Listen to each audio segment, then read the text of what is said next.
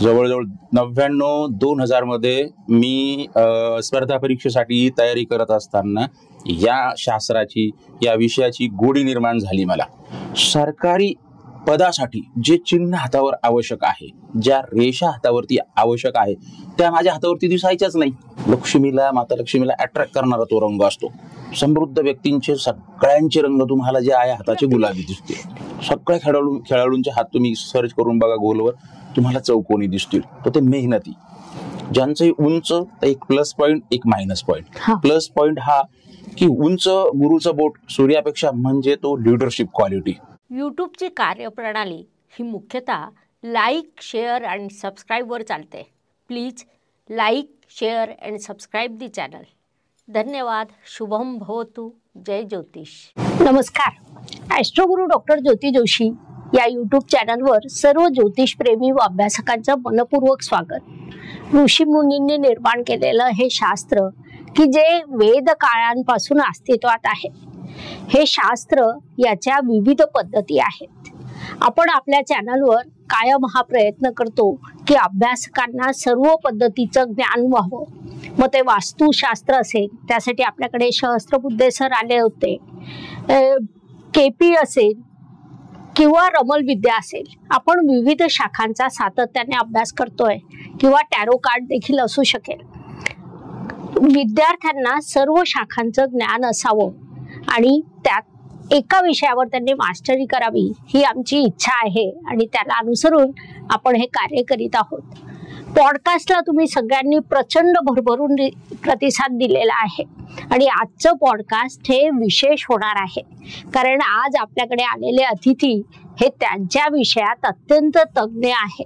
आपण नेहमीच म्हणतो की तुमचा हात बोलतो. हात बोलतो म्हणजे नेमकं काय होतं, हस्तरेषा म्हणजे काय, या सर्व विषयाचं ज्ञान आज आपल्याला प्राप्त होणार आहे. आजचं पॉडकास्ट हे सर्वात स्पेशल होणार आहे आणि त्यामुळे सर्व अभ्यासकांनी, सर्व ज्योतिषप्रेमींनी शेवटपर्यंत पाहावे. तुमचे जे काही या पॉडकास्ट संदर्भात प्रश्न असतील ते विचारावे. आता जास्त वेळ घेत नाही, एन्जॉय इट. आपल्या आजच्या अतिथींचं मनपूर्वक स्वागत. अमरनाथ तांबे सर नाशिकहून या ठिकाणी आलेले आहे आपल्या स्टुडिओमध्ये. त्यांचं मनापासून स्वागत करते. सर, तुमचं हस्तरेषा शास्त्र, त्यातील कार्य, त्यातला अभ्यास आपण आताही चर्चा करत होतो. तुमचा खूप डीप अभ्यास आहेच, परंतु तुम्ही तुमची ओळख करून द्यावी असं मी तुम्हाला विनंती करेल, कारण स्वतःची ओळख ही जास्त महत्वाची असते. प्रथमतः डॉक्टर मॅम जे काय आहे त्यांनी मला इन्व्हाइट केलं त्याबद्दल मी खूप खूप आभारी आहे तुमचा. माझं काही मनोगत व्यक्त करता येईल तुमच्या समोर, तुमच्या श्रोत्यांसमोर, त्यांनाही त्या गोष्टीतून काही शिकायला मिळेल, ह्या भावनेने आपण सुरू करूया. मी अमरनाथ तांबे, मी नाशिकला असतो. देवळाई कॅम्पला माझं ऑफिस आहे, घर आहे. मागच्या जवळजवळ 24 वर्षापासून मी हस्तरेषा शास्त्र आणि वास्तुशास्त्राचा एक विद्यार्थी आहे, एक अभ्यासक आहे. हो, जवळजवळ 99-2000 मध्ये मी स्पर्धा परीक्षेसाठी तयारी करत असताना या शास्त्राची, या विषयाची गोडी निर्माण झाली मला. पुस्तकं माझ्या वाचनात आली, त्यानुसार मग मी हात बघायला लागलो. मित्रांचे, माझ्यासोबतचे जे काही असायचे त्यांचे, नातेवाईकांचे. मग तिथून इंटरेस्ट निर्माण झाला की अरे हा, ह्या गोष्टी असतात आणि हे तंतोतंत जुळत जातं. स्पेशल जर एक्सपिरियन्स शेअर करायचा माझ्या बाबतीमध्ये, कारण आमचे वडील गव्हर्नमेंट सर्व्हिसमध्ये, आमचे काका सरकारी विभागात, आमचे नातेवाईक बरेचसे जे काही आहे सगळे सरकारी अधिकारी. मग त्यांची अपेक्षा माझ्याकडून, कुटुंबाची म्हणा, नातेवाईकांची, की याने काहीतरी व्हावं. आता परमेश्वराने आई वडील वगैरे आमचे एकदम धष्टपुष्ट, तर त्यांना वाटावं यांनी डिफेन्समध्ये जावं, MPSC थ्रू काहीतरी PSI म्हणा, STI म्हणा, कुठल्या तरी अधिकारी पदावरती याने जे काही आहे ते प्राप्त करावं. तर त्या दृष्टीने मी सुरुवात केली 98-99ला, 1998-99ला स्पर्धा परीक्षा द्यायला लागलो. पूर्व माझी निघाली, मुख्य निघाली आणि फिजिकलसाठी पुढच्या प्रोसेससाठी मी होतो. तर त्या वाचनात ह्या गोष्टी आल्या. सरकारी पदासाठी जे चिन्ह हातावर आवश्यक आहे, ज्या रेषा हातावरती आवश्यक आहे, त्या माझ्या हातावरती दिसायच्याच नाही. मी म्हटलं अरे हे असं कसं होऊ शकतं. एक कन्सेप्ट असतो बघा, जनरली डॉक्टरचे मुलं डॉक्टरकडे जाण्याचा प्रयत्न करतात, इंजिनियरचे इंजिनियरकडे, किंवा त्यांचा पालकांचा तो एक असतो कल की आपल्या मुलांनी सुद्धा ह्या क्षेत्रामध्ये नाव कमवावं, आपल्यापेक्षाही मोठी पदवी घ्यावी, अजून सक्सेसफुल व्हावं. तर तसं सरकारी नोकरीच्या बाबतीमध्ये आपल्या भारतामध्ये म्हणा, महाराष्ट्रात प्रत्येक कुटुंबात नाही आपला मुलगा मुलगी अधिकारी व्हावं. तर ते मी कॅल्क्युलेट करायचो, हातावरती चिन्हच नाही माझ्या, आणि तसंच घडत गेलं. 2000ला जेव्हा 2001च्या दरम्यान ती परीक्षा रद्द झाली, बऱ्याच काही गोष्टी झाल्या, 3-4 वर्ष ती ऍडच आली नाही. मग मी ते कॅल्क्युलेशन मी पाहिलेले होते, पुस्तकं वाचलेले होते, जे माझ्यासोबतचे व्हायचे, PSI, STI, काहींचं रेल्वेमध्ये, काहींचं स्टाफ सिलेक्शन मध्ये, काहींचं बँकिंग मध्ये, त्या मुलांच्या हातावरती चिन्ह असायचे. मग या शास्त्रावरचा माझा जो विश्वास आहे तो अजून जास्त वाढत गेला. अरे मग आपण अजून डीप जायला पाहिजे, अजून शिकायला पाहिजे. पुस्तकं म्हणा, कुठून जरी जे काय आहे ज्ञान घ्यायचे, तर याचं प्रभावी माध्यम होतं लोकांचे हात वाचणे. मग मी कॉर्पोरेट सेक्टर जॉईन केलं. मी जवळजवळ 3-3.5 वर्ष टेलिकॉम मध्ये होतो मुंबईला. नंतर बँकिंग मध्ये होतो मी, प्रायव्हेट बँकिंग मध्ये जवळजवळ मी 12 वर्षाच्या आसपास बँकिंग मध्ये होतो. तर तिथं सगळेच अधिकारी असो, व्यापारी असो, राजकारणी असो, आमचे HNI क्लायंट असतील, माझे काही कलिग असायचे, नवीन येणारे, तो सगळ्यांची मी हात बघायचो जेव्हाही वेळ मिळेल, आणि ते पुस्तकाशी रिलेट करायचो. त्या गोष्टी तंतोतंत जुळलेल्या असायच्या. मग तिथून मला तो अजून जास्त जे काय आहे एक इंटरेस्ट निर्माण झाला, आणि ते वाढत गेलं मग त्या प्रमाणात. खूपच छान. माणूस अनुभवातून समृद्ध होतो. आणि तुम्ही आता जे सांगितलं की तुमच्या हातावर सरकारी नोकरीची निशाणी नव्हती, खूप नव्हती, किंवा रेषा नव्हती, व्हॉट एव्हर, त्या प्रश्नावर आपण येणारच आहोत, कारण त्या प्रश्नाची उत्सुकता सगळ्यांनाच असते. आपल्या समोर देखील दीपस्तंभ क्लासेस आहेत. मोठ्या प्रमाणावर विद्यार्थी MPSC UPSC साठी प्रयत्न करतात, वर्षानुवर्ष घालवतात, आणि मग त्यांच्या लक्षात येतं की हे क्षेत्र आपलं नाही.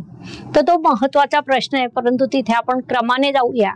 आता पहिला प्रश्न म्हणजे वैदिक ज्योतिषशास्त्र हे वेदाचं 6वं अंग मानलं जातं, किंवा वेदाचे नेत्र असं आपण म्हणतो.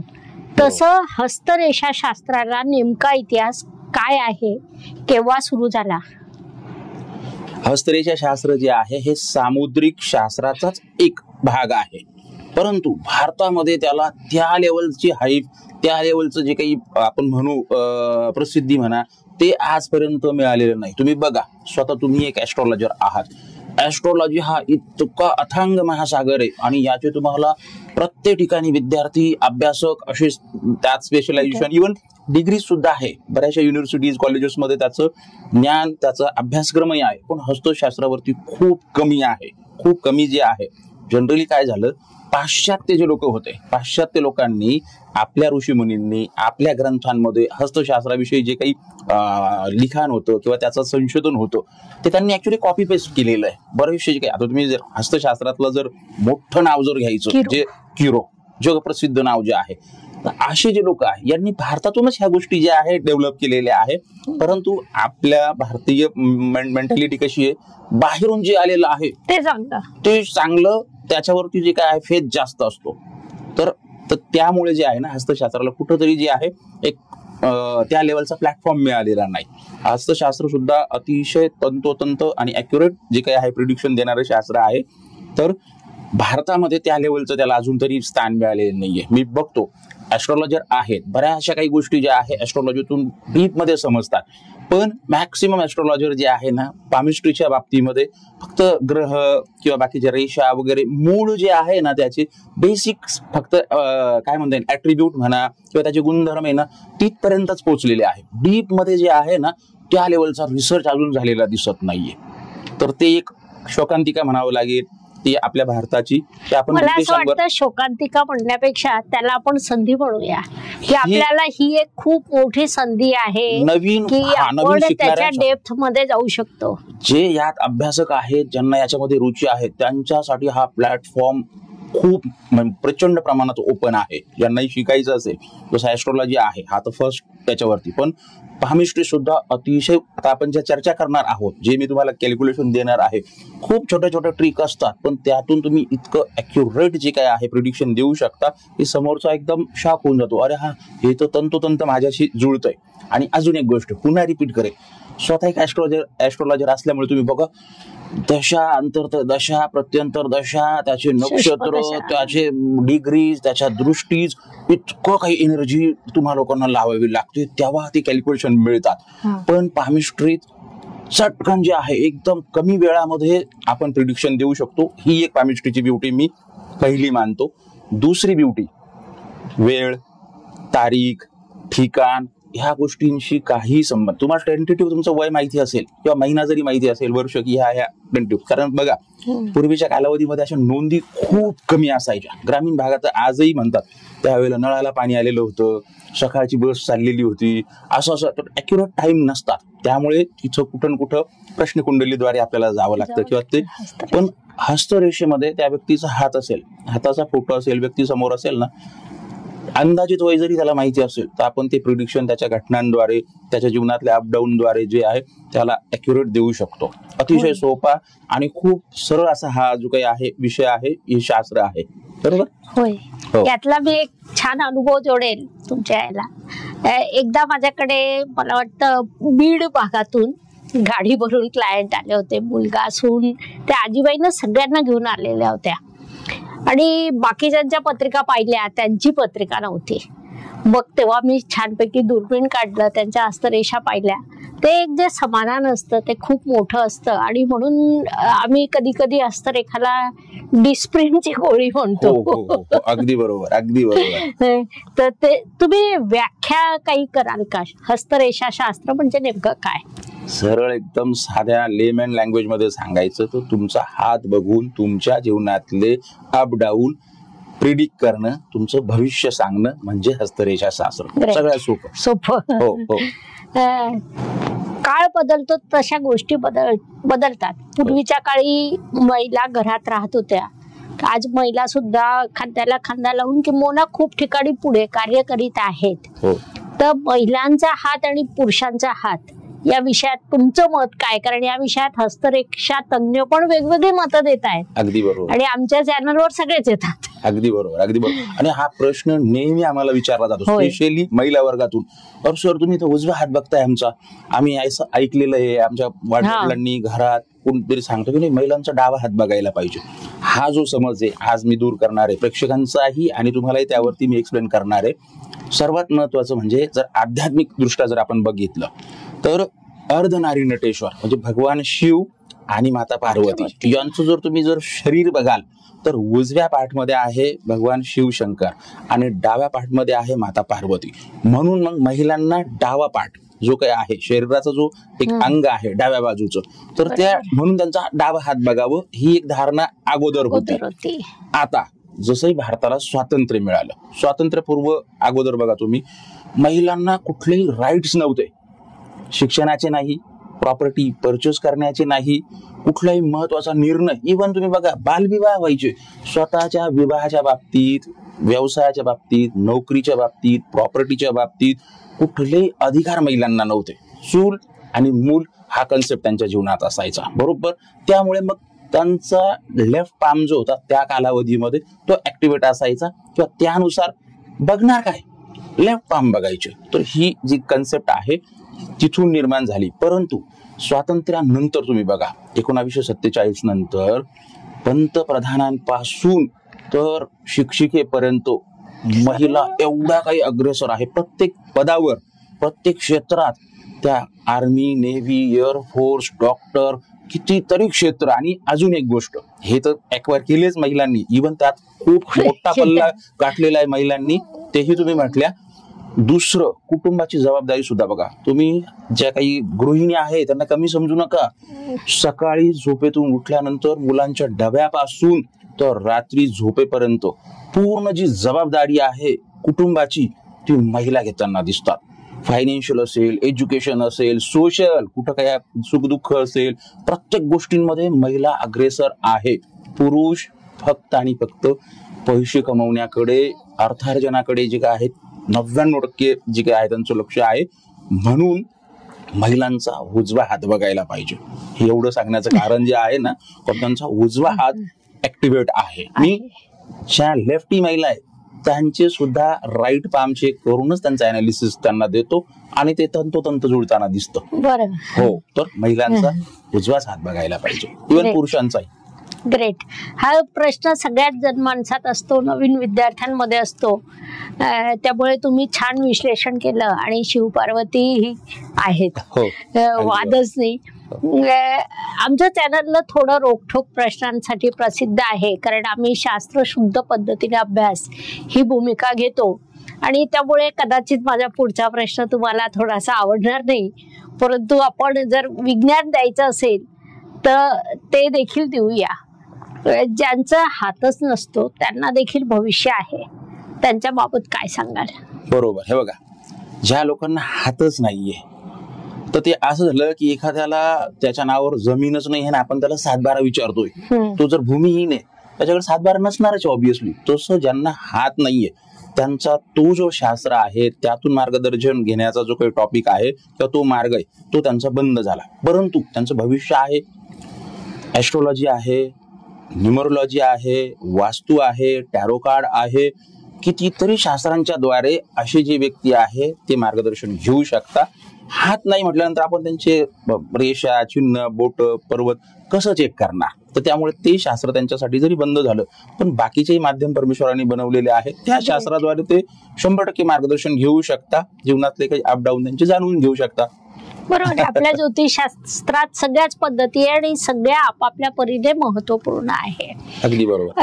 एक असा प्रश्न आहे की हस्तरेषावरून आपण काय काय समजून घेऊ शकतो? समजा जातकाचा स्वभाव, करिअर, आर्थिक परिस्थिती याबद्दल काही जाणून घेता येतं का? अतिशय उत्तमरित्या आपण जाणून घेऊ शकतो. सर्वात महत्वाचं, आपण हस्तरेषेमध्ये काय, कुठून सुरुवात करतो, काय पॅटर्न आहे विश्लेषणाचा ते मी सांगेल, नंतर आपण त्या गोष्टीवरती बोलू.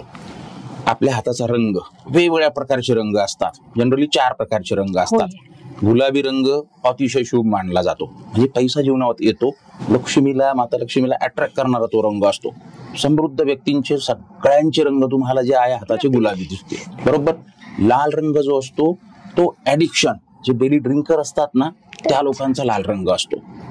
पिवळट जर दिसेल तुम्हाला, थोडासा गव्हाळ रंग दिसेल ना, कंजूस व्यक्ती, पैसे खर्च करत नाही, ते लोक खर्च करत नाही.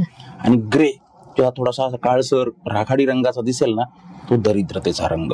त्या लोकांकडे पैसा टिकत नाही. लिटरली तुम्हाला बेगर्स, भिकारी जे काही आहे किंवा रोडवरती जे राहणारे, फिरणारे, भिक्षा मागणारे जे आहे ना, त्या वर्गाचा तो रंग दिसेल. तर रंगांचे हे 4 प्रकार झाले, बरोबर. त्यानंतर आकार, वेगवेगळ्या प्रकारचे आकार असतात. चौकोनी आकार आहे, आयताकृती आकार आहे, एक माउंसल हात असतो. काही लोकांचे ह्या बाजूमध्ये इथं वरती जे ना छोटे असतात, इथं ब्रॉड असतात. असे 3-4 वेगवेगळ्या प्रकारचे आकार येतात. त्यापैकी चौकोनी जर म्हटलं, प्रचंड मेहनती. तुम्ही जेवढेही फिल्म स्टार सक्सेसफुल आहे त्यांचे हात बघा, चौकोनी दिसतील. जेवढेही मेहनती व्यक्ती आहे, खेळाडू सुद्धा, सगळ्या खेळाडूंचे हात तुम्ही सर्च करून बघा गोलवर, तुम्हाला चौकोनी दिसतील. तर ते मेहनती. सेल्स, मार्केटिंग, कम्युनिकेशन, प्रेझेंटेशन या क्षेत्रामध्ये, इन्शुरन्स असो, बँकिंग असो, प्रायव्हेट सेक्टरचे लोक आहेत, ते खूप चांगला परफॉर्मन्स देत आहे, चांगल्या उच्च शिखरावर आहे, त्यांचे हात तुम्हाला आयताकृती दिसतील. तर ते तसं दिसून येतं. माउंसल हात जो आहे जनरली व्यापारी वर्गामध्ये तुम्हाला दिसेल, किंवा माउंसल जे काय आहेत ते पण हार्डवर्क करणारे असतात, पण त्यांचं मनोबल थोडंसं लवकर ढासळताना दिसतं. हा एक मायनस पॉईंट असतो त्यांचा. तर असे वेगवेगळ्या आकारांनुसार सुद्धा आपण व्यक्तीचा स्वभाव, त्याचे जे काही प्रिडिक्शन देऊ शकतो. रंग, आकार, बोट. आता बोटांवरून तो इतकं छान आपण एक्सप्लेन करू शकतो. अंगठा जो आहे, अंगठा, आपण अंगठ्यापासून सुरू करू. ज्याही लोकांचा अंगठा एकदम स्ट्रेट आहे, मागच्या बाजूला जास्त झुकत नाहीये, बघा माझाही वाकत नाहीये, जिद्दी लोक असतात, अँबिशियस असतात, आपल्या निर्णयांवरती अतिशय ठाम राहणारे असतात, ही गोष्ट करणार तर करणार, त्याच्यासाठी प्रचंड एनर्जी लावणारे असतात. तर ते दिसून येतं. एकदम पेडिंग जास्त इथं फुगलेला आणि मागं न झुकणारा. दुसरं, तर ह्या सेकंड फॅलेंज 2 नंबरचं जे काही पेर आहे, हे जर थोडंसं पातळ दिसेल तुम्हाला, तर कॉम्प्रोमाइजिंग नेचर. ते जास्त एकदम कॉम्प्रोमाइजिंग असतात. ते थोडं जरी त्यांना पुश केलं तर ते निर्णय लगेच मान्य करतात. फिरायला जायचं, शॉपिंगला जायचं, हे करायचं, तुम्ही म्हणाल तसं. त्यांचं मत जे आहे ना ते जास्त ठामपणे मांडू शकत नाही. तर हे झालं अंगठ्याच्या बाबतीत, बरोबर. गुरुचं बोटही तसंच आहे. जनरली गुरुचं बोट छोटं असतं, सूर्याचं मोठं. पण ज्या लोकांचं गुरुचं बोट उंच आहे प्रेक्षकांनी बघा, त्यांच्या हातावरती 100% तुम्हाला दिसेल. तुमच्या कुटुंबात, मित्रात, नातेवाईकात एखादी तरी अशी व्यक्ती असेल, त्याचं हे बोट गुरुचं उंच असेल आणि सूर्याचं छोटं. ज्यांचं उंच, एक प्लस पॉईंट, एक मायनस पॉईंट. प्लस पॉईंट हा की उंच गुरुचं बोट सूर्यापेक्षा म्हणजे तो लिडरशिप क्वालिटी. त्यांच्यामध्ये प्रचंड लिडरशिप क्वालिटी जी आहे ठासून भरलेली असते. त्यांना स्वतः लोक जे आहे ऍक्सेप्ट करतात की हे आपले लीडर आहे म्हणून. मायनस पॉईंट हा की त्यांचा छोट्या छोट्या गोष्टीमध्ये इगो हर्ट होतो, स्वाभिमान दुखावला जातो त्या लोकांचा, तर ते तिथं दिसतं. आणि सूर्याचं बोट जर छोटं असेल तर त्या लोकांमध्ये कॉन्फिडन्स लेवल कमी दिसून येतो. कुठल्याही स्पेशली फायनान्सच्या बाबतीत तुम्ही बघा, ज्या ज्या लोकांचं हे कॉम्बिनेशन असेल, गुरु उंच आणि सूर्याचं बोट किंवा अनामिका छोटी, फायनान्शियल गोष्टी किंवा ते निर्णय घेण्यामध्ये इतका वेळ लावतात ते लोक. प्रचंड कन्झर्वेटिव्ह, त्यांच्यात कॉन्फिडन्सच नसतो. एफडी जरी करायची, गोल्ड जरी घ्यायचं, प्रॉपर्टी घ्यायची, प्रचंड वेळ लावताना दिसतात ते लोक. तर ते तिथं दिसतं. आणि अजून एक अति महत्वाचं, आता तुम्ही जसं स्पर्धा परीक्षेचं म्हटल्या, अधिकारी पदाचं म्हटल्या, तेव्हा सगळ्या विद्यार्थ्यांना मी सांगेल, तुमची ही करंगळी जी आहे, सूर्याची हे जे काही बोट आहे अनामिकेचं, त्याची पहिली जी काही कांडी आहे किंवा ही जी लाईन आहे, त्या रेषेच्या वरती जर जात असेल तर त्यांचं भविष्य म्हणजे अतिशय उज्ज्वल. त्या लोकांचं filing, documentation, paper work perfect असतं, पहिली गोष्ट. दुसरं, त्यांची मेमरी सुद्धा, त्यांच्या लक्षात पटापट गोष्टी येतात. एखादं पुस्तक त्यांनी वाचलं किंवा एखादा टॉपिक, एखादा सब्जेक्ट त्यांनी वाचला ना, बरोबर त्यांच्या लक्षात राहत होतो. कधी विचारा त्याच्यावरती, तुम्ही क्रॉस चेक करा, बरोबर ते विद्यार्थी उत्तर देणार. तर पहिली गोष्ट टापटीकपणा, पेपर वर्क, मेमरी, प्रचंड मेमरी त्यांची स्ट्रॉंग असते. दुसरं, अशा मुलांचं तुम्ही मॅथमध्ये बघा, स्पेशली गणितामध्ये, सायन्समध्ये खूप चांगल्या प्रकारे जे ना परफॉर्म करताना दिसतात, मार्क्स मिळवताना दिसतात. तर तेही तिथं अधिकारी होण्यासाठी अतिशय गरजेचं आहे. ज्याही मुलांचं छोटं असेल, ही जी करंगळी खाली असेल, तर त्यांना जास्त मेहनत करायची आहे. पालकांना सुद्धा सांगेल की तुमच्या जर मुलाचं, मुलीचं जर ही करंगळी पोहोचत नसेल ह्या रेषेपर्यंत, तर तो जाणून बुजून करत नाही. बऱ्याचशा पालकांची कंप्लेंट असते बघा, अहो हा शाळेतून आला का, बॅग कुठंतरी, शूज कुठंतरी टाकलेले, त्याचं लक्षच अभ्यासात नाही, याला खूप जे काय आहे मार्क्स कमी मिळतात. ते जाणीवपूर्वक करत, त्यांचं बोट छोटं असल्यामुळे त्या लोकांना एनर्जी तिथे लावता येत नाही. त्यामुळे त्यांना मग क्लास म्हणा, ट्युशन म्हणा, एक्स्ट्रा लेक्चर म्हणा, जेवढं आपण त्यांना सपोर्ट करू, मग ते ग्रो करताना दिसतात. कारण ज्यांची करंगळी वरती, त्यांनी एकदा किंवा दोनदा त्या गोष्टी ऐकल्या, समजल्या, त्यांच्या माइंडमध्ये राहतात. पण करंगळी छोटी असेल त्या रेषेच्या खाली, तर त्यांना रिपिटेशन करावं लागतं. सगळ्यात सोपं सांगेल, तुम्ही तुमच्या कलिग्स मध्ये, नातेवाईकात, मित्रात, सगळ्या कुटुंबात बघा, त्या मुलांचे पहाडे लवकर पाठ होत नाही. ज्या छोट्या मुलांचे पहाडे, तर त्यांची ती करंगळी तुम्हाला खाली दिसेल. तर ते अशा प्रकारे स्वभाव आपण उत्तमरित्या व्यक्तींचे जाणू शकतो. बरोबर, हे मोठ्यांच्या बाबतीत लागू आहे. विसराळू स्वभाव सुद्धा असतो. करंगळी शॉर्ट म्हटलं ना, मग ते विसरताना दिसतात. तुम्ही बघा, काही लोक असतील सतत चावी विसरतात, चष्मा विसरतात, पर्स विसरतात, मोबाईल विसरतात. ते विसराळू लोक सुद्धा इथं दिसून येतात. खूप इझी आपण ओळखू शकतो, अरे हा ही विसरणारी व्यक्ती आहे. तर हे झालं बोटांच्या बाबतीत. तसंच हातावरती नवग्रह असतात, पर्वत असतात. पर्वताच्या सुद्धा सेटिंग वरून आपण उत्तमरित्या सांगू शकतो की ह्या व्यक्तीच्या जीवनात कसे काय अपडाऊन आहे, त्याचं नेचर काय आहे. बरोबर, पहिला पर्वत आहे गुरु पर्वत. गुरु जर प्रॉपर फुगलेला असेल, एखाद्या पावासारखा, किंवा त्याची सेटिंग एकदम बरोबर जागेवर असेल, तर त्यांना कौटुंबिक जीवन, गुरुत्व खूप लवकर जे काय आहे प्राप्त होताना दिसतं. कौटुंबिक जीवनामध्ये विवाह आहे, संतती आहे, प्रॉपर्टी आहे, त्याचे लाभ त्यांना पटापट होताना दिसतात. अडचणी ज्या आहे ना, खूप कमी येताना दिसतात. परंतु गुरु जर छोटा असेल किंवा शनीकडे जर सरकलेला असेल, ह्या बाजूला टिल्टेड असेल, मग त्यांना विवाहाला पण अडचणी येतात. जनरली आपल्याकडे येतात बघा, ऍस्ट्रॉलॉजरकडे तर 99% पहिले विवाहासाठी. बरोबर, शिक्षण जसंही झालं का, विवाह कधी होणार याचा, किंवा संततीसाठी येतात, जॉबसाठी येतात. तर त्या लोकांचे गुरु तुम्हाला उंचवटा ढासळलेला दिसेल शनीकडे, तर तिचं ते दिसतं.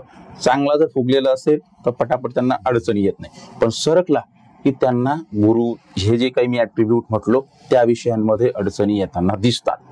दुसरा पर्वत आहे शनी पर्वत, मध्यमेचा खालचा भाग. हा जर फ्लॅट असेल, एकदम असं सपाट, हाताला बोट फिरवल्यानंतर लागत असेल, अत्यंत एनर्जेटिक व्यक्ती, अत्यंत एनर्जेटिक. तुम्ही बघा, एवढेही खेळाडू, जेवढे कुस्तीपटू किंवा डिफेन्सचे लोक जे आहे, आर्मी, नेव्ही, एअरफोर्स, सगळ्यांचे शनी पर्वत तुम्हाला असे फ्लॅट दिसतील. त्यांना 12 घंटे 14 घंटे ड्युटी करू द्या, मेहनत करू द्या, एनर्जी लावू द्या, थकताना दिसत नाही. परंतु हा जर सूर्याकडे थोडासा जरी सूर्याकडे सरकलेला असेल तर मग त्यांना सकाळी जे आहे ना बोर वाटतं, उठायला जे आहे ना आळस असतो. बऱ्याचदा असे ना, असे मुलं म्हणा, अशा व्यक्ती म्हणा, ते उशिरा उठताना दिसतील तुम्हाला. त्यांना सकाळी लवकर जे ना अनकम्फर्टेबल फील करतात ते लोक. तर हे झालं शनीविषयी. सूर्याविषयी बघा, ज्यांचाही सूर्य पर्वत फ्लॅट असेल तर त्या लोकांना मान सन्मान, प्रसिद्धी ह्या गोष्टी पटापट मिळतात. परंतु इथं जर खड्डा असेल, हे बघा थोडासा जरी दबलेला असेल तर त्या लोकांना जीवनामध्ये एनर्जी जास्त लावावी लागते सक्सेससाठी, प्रमोशन, इन्क्रीमेंट. आपल्याकडे तेही लोक येतात बघा, सर 10 वर्ष झाले त्याच पदावर आहे, अजून इन्क्रीमेंट होत नाही, प्रमोशन होत नाही, तर त्यांचे सूर्य दबलेले असतात. तिथं खड्डा असेल तर मेहनत प्रचंड करावी लागते, घाम गाळावा लागतो, सक्सेस साठी त्यांना झुंज द्यावी लागते. प्लस जास्त डीप असेल तर मग डोळ्याशी रिलेटेड प्रॉब्लेम पण त्यांना दिसतात. नंबरचे चष्मे असतात, डोळे लाल होणे, जळजळणे, डोळ्यातून पाणी येणे, असे विकार सुद्धा त्यांना दिसून येतात. तर ते तिथं झालं सूर्यावरती. बुधाचं जे आहे, बुध जर दबलेलं असेल तर हे सगळे गुण जे आपण मायनस पॉईंट म्हटलो, फायलिंग, डॉक्युमेंटेशन, स्मरणशक्ती, गणित, सगळ्या गोष्टींमध्ये इथं अडचणी निर्माण होताना आणि विसराळू स्वभाव सुद्धा त्या लोकांचा दिसतो. ज्यांचा बुध दबलेला असेल, फुगलेला असेल, एकदम बोलके, पटापट जे काय आहे एकदम आपलं मत स्पष्टपणे मांडणारे असतात ते. कारण बुध हा वक्तृत्व, वाणिज्य आणि व्यापार याचा अधिपती आहे, त्यामुळे त्याच्यात ते हुशार असतात. काही लोकांचं हेही कॉम्बिनेशन तुम्हाला दिसेल, करंगळी छोटी असते पण पर्वत अतिशय जे आहे ना फुगलेला असतो, तर मग तिथं तो जे मायनस पॉईंट आपण बोललो ना ते कमी होताना दिसतात. तर असं आपण पर्वतांनुसार सुद्धा जाणू शकतो. तर हे 4 पर्वत आपण बघितले बरोबर. पुढचे जे आहे 2 मंगळ, एक अंतर्गत मंगळ, एक बाह्य मंगळ, बरोबर.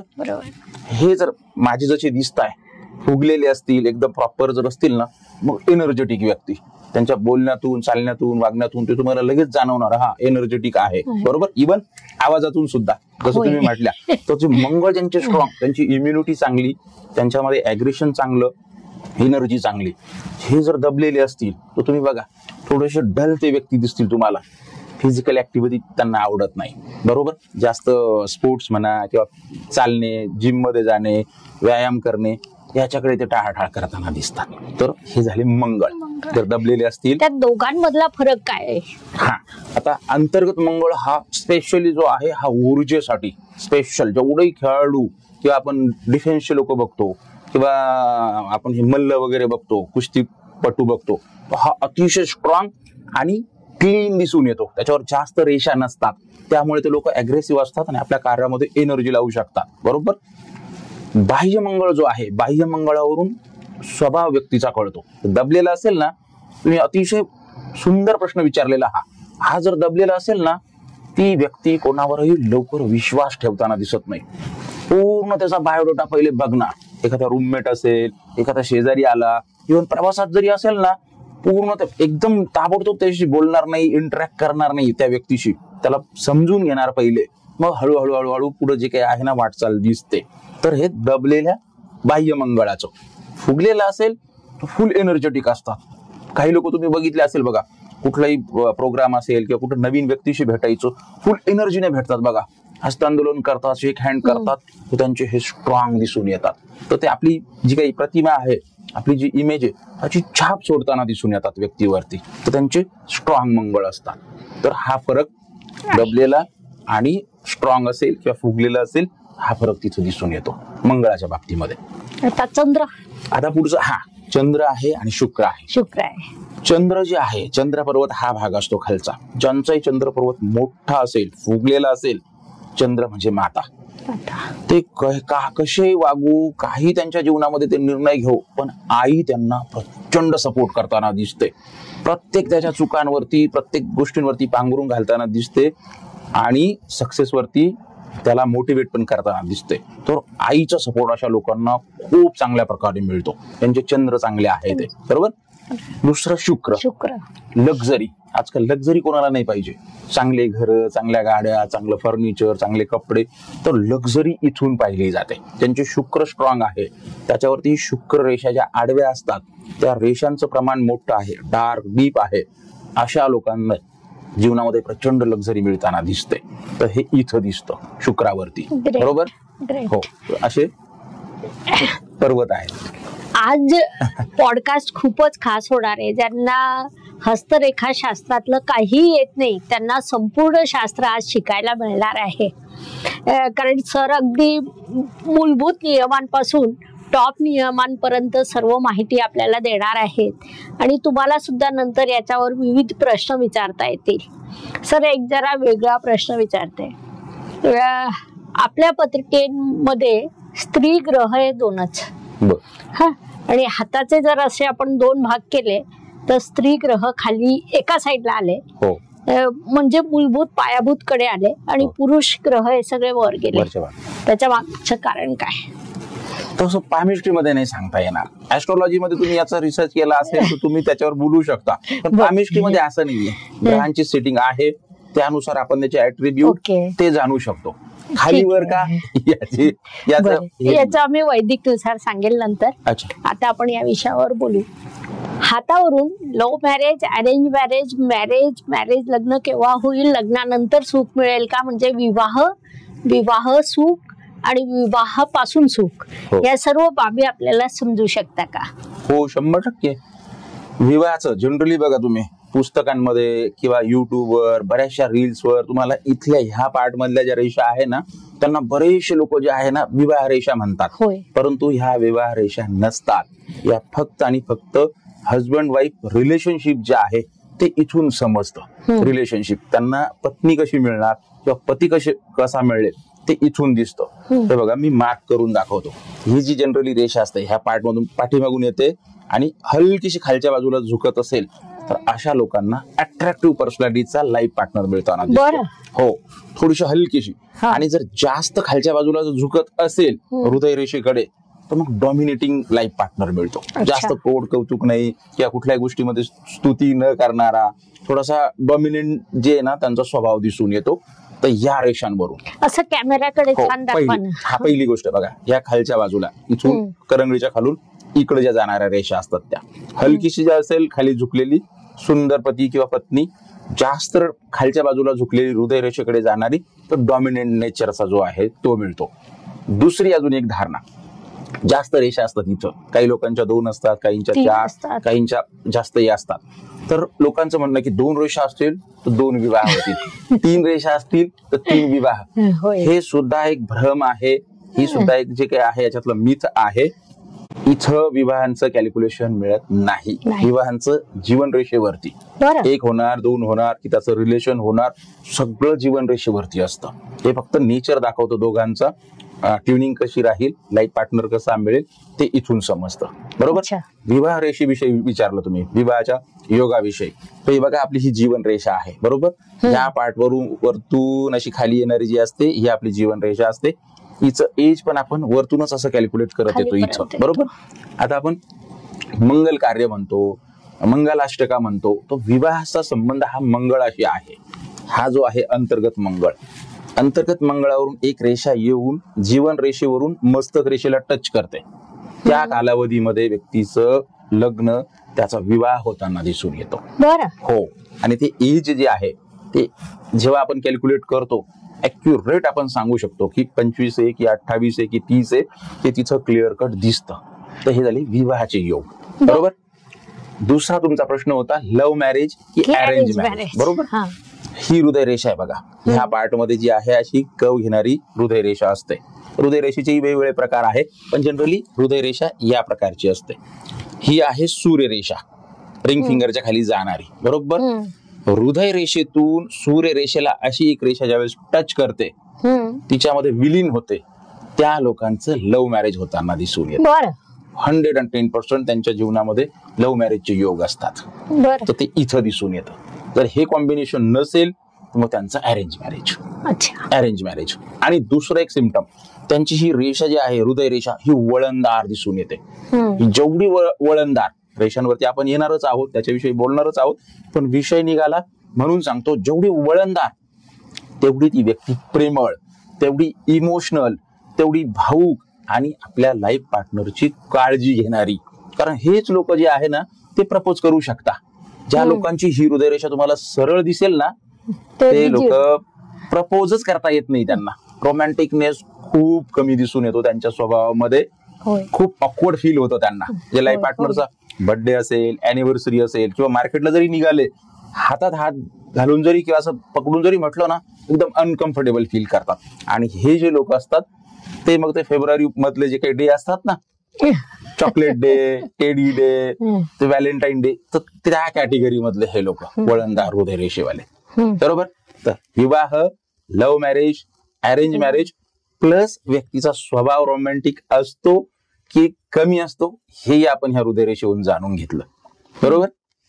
आता शेवटचा, विवाह टिकणार की बिनसणार? विवाह टिकण्यासाठी गुरु हा अतिशय महत्वाचा ग्रह. अतिशय, जसं मी म्हटलो, टिल्टेड असेल, महिला असू द्या पुरुष असू द्या, त्याच्या कौटुंबिक जीवनामध्ये अडचणी त्याला निर्माण होणार. बरोबर.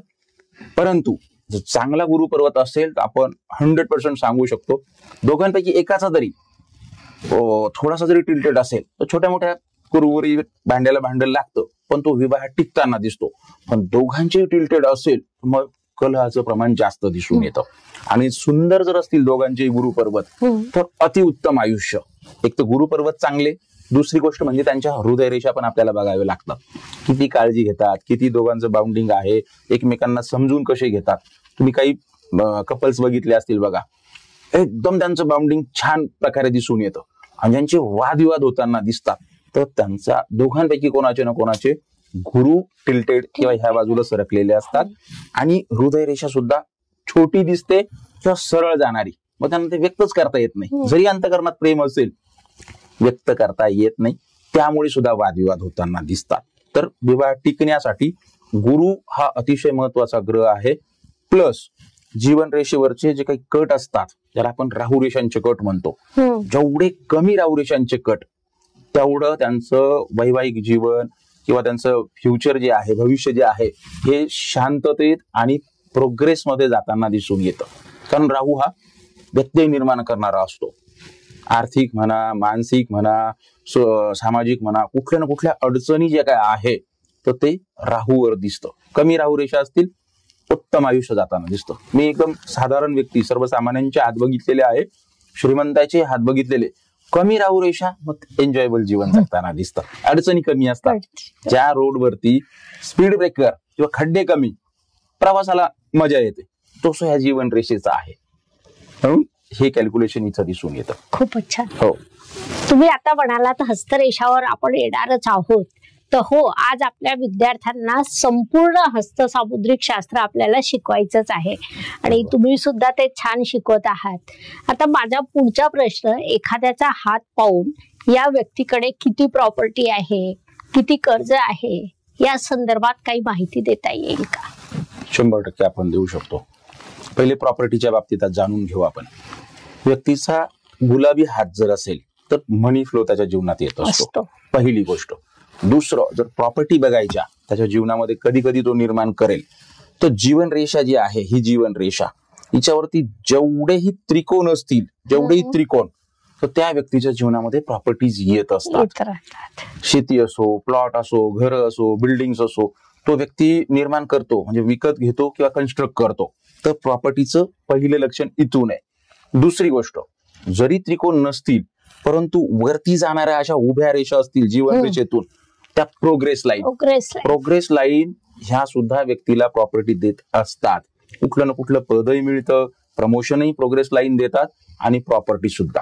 जनरली 90% केसेसमध्ये मी बघतो कुठलीही प्रोग्रेस लाईन आणि तिला टच करणारी रेषा त्रिकोण झाला 100% तिथं प्रॉपर्टी. जर त्रिकोण नसेल तर त्याला पद मिळतं, प्रमोशन मिळतं, इन्क्रीमेंट, कुठली ना कुठली जी काही प्रोग्रेस त्याच्या जीवनामध्ये त्या रेषात देतात. तर प्रॉपर्टीचा आपण बघत होतो, त्रिकोण जेवढे जीवन रेषेवर तेवढ्या प्रॉपर्टी त्याच्या जीवनात येणार. ते आम्ही काउंट करून देतो.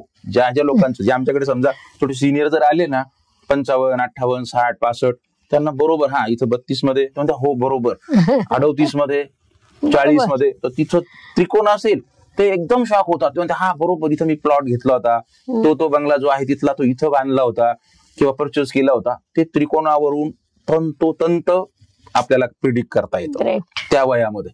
तर ते प्रॉपर्टीचं इथं बरोबर. आता तुम्ही कर्जाचं म्हटले, कर्ज त्याचे 2 ते 3 कारणं असतात. ज्याही व्यक्तीची धनरेषा, पहिले आपण धनरेषा समजून घेऊ. चंद्र पर्वतावरून म्हणा किंवा मनगटापासून इथून केतू पर्वतावरून वरती जाणारी शनीकडे किंवा गुरुकडे झुकलेली ही जी सरळ उभी रेषा आहे हिला धनरेषा म्हणतात. ज्याही व्यक्तीची धनरेषा पुसट आहे, तिच्यामध्ये असा धागा दिसत नाहीये, चमक दिसत नाहीये, त्या व्यक्तीची लाईफस्टाईल जी आहे ती एक्सपेन्सिव्ह दिसून येते. त्याच्या मागे कुठले ना कुठले EMI म्हणा, कुठले ना कुठले कर्जाचे हप्ते म्हणा, किंवा आपण म्हणतो ना इनकमिंग जे काय आहे त्याच्यापेक्षा आउटगोईंग जास्त. तो ₹1,00,000 जरी कमवत असेल तर त्याचे 1.25 लाख 1.5 लाख जाण्याचे मार्ग जे आहे ना अगोदरच मोकळे असतात. त्यामुळे मग कर्ज वाढत जातं, कारण तो कमावणार लाख, जाणार त्याचे 1.5 लाख हेल्थ वरती किंवा EMI वरती, कोणाला उसने दिले, घरात काहीतरी अडचणी, तर त्या लोकांची धनरेषा डिस्टर्ब असते. आणि धनरेषेवरती सुद्धा अजून भारतामध्ये कोणी असा स्पेशल रिसर्च म्हणा किंवा स्पेशल असं फोकस केलेला नाही. उद्गम स्थानावरून सांगतात चंद्रावरून असेल तर दूर देशात जन्मस्थळापासून दूर विकास होईल, केतू जवळून असेल तर खात्यापित्या घरात जन्म होतो, बेसिक गोष्टी त्यांना प्राप्त होतात.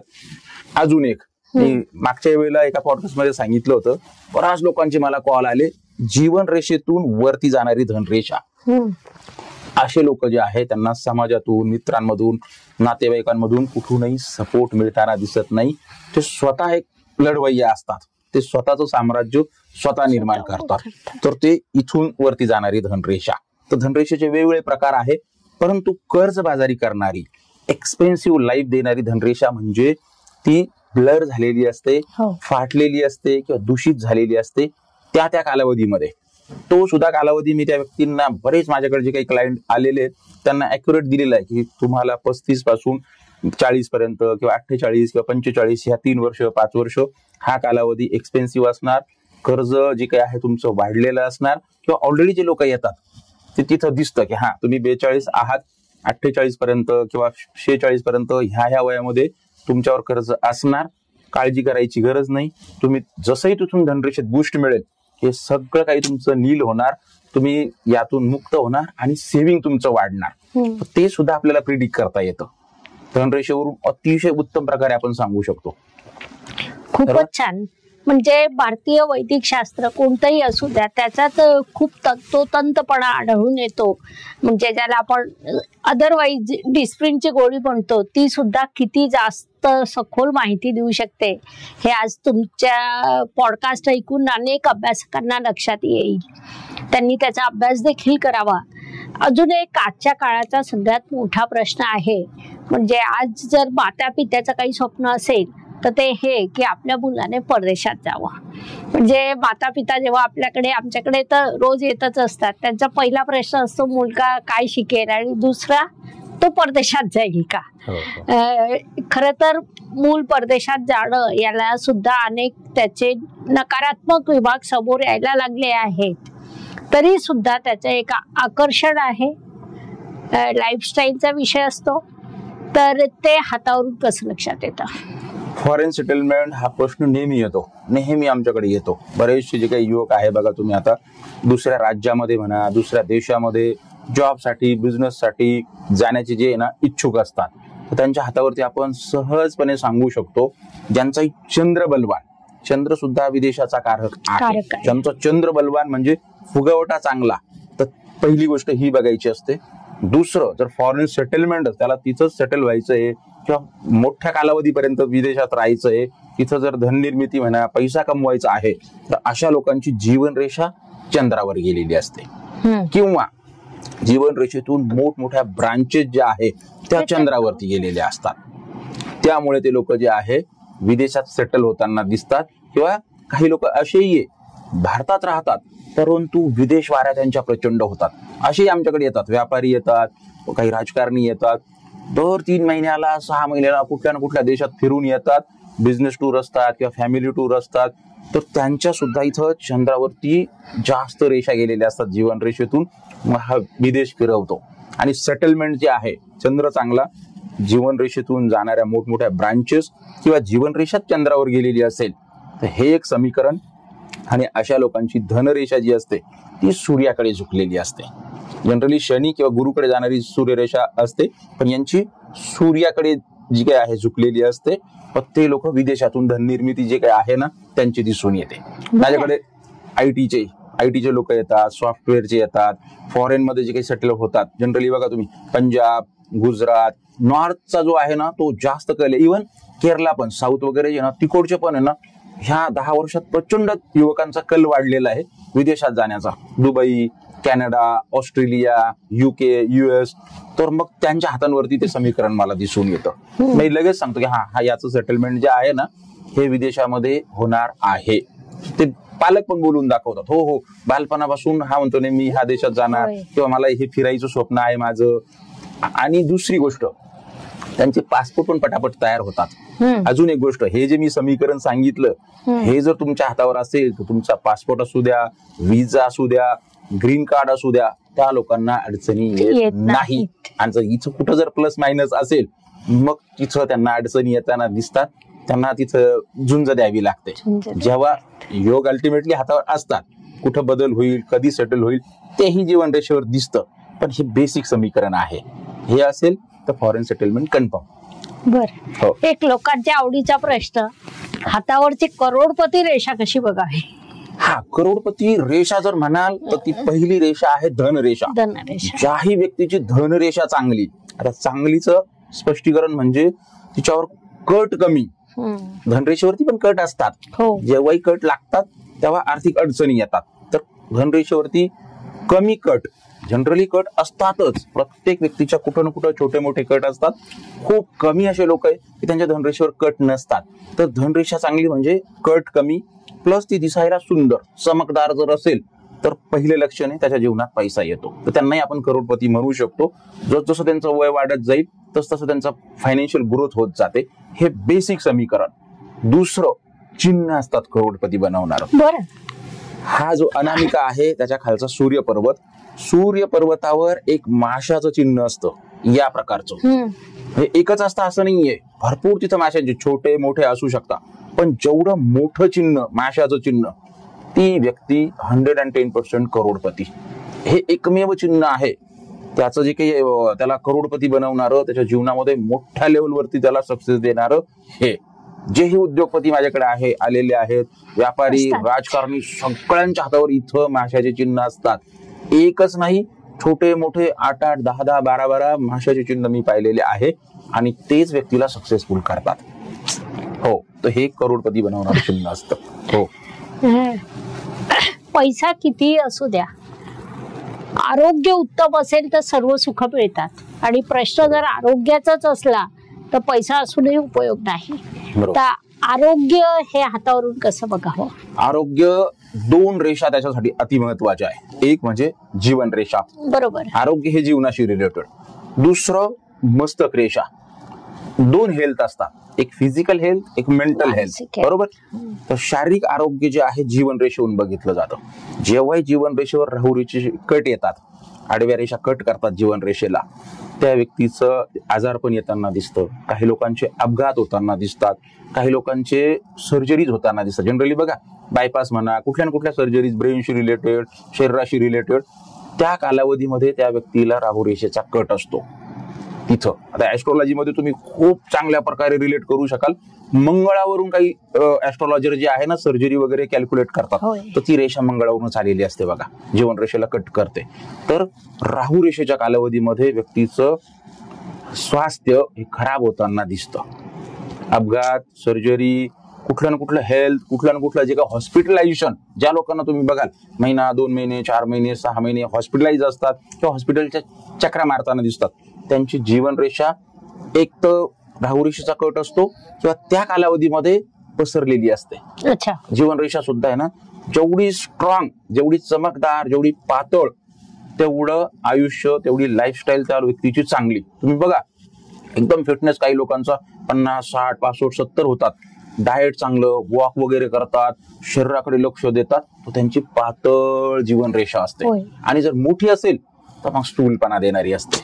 त्या कालावधीमध्ये ती व्यक्ती स्थूलही होते, काहींचं वजन वाढतं बघा, लिथार्जिकनेस वाढतो. तर स्वास्थ्य हे जीवन रेषेवरून पाहिलं जातं आणि मानसिक स्वास्थ्य हे मस्तक रेषेवर.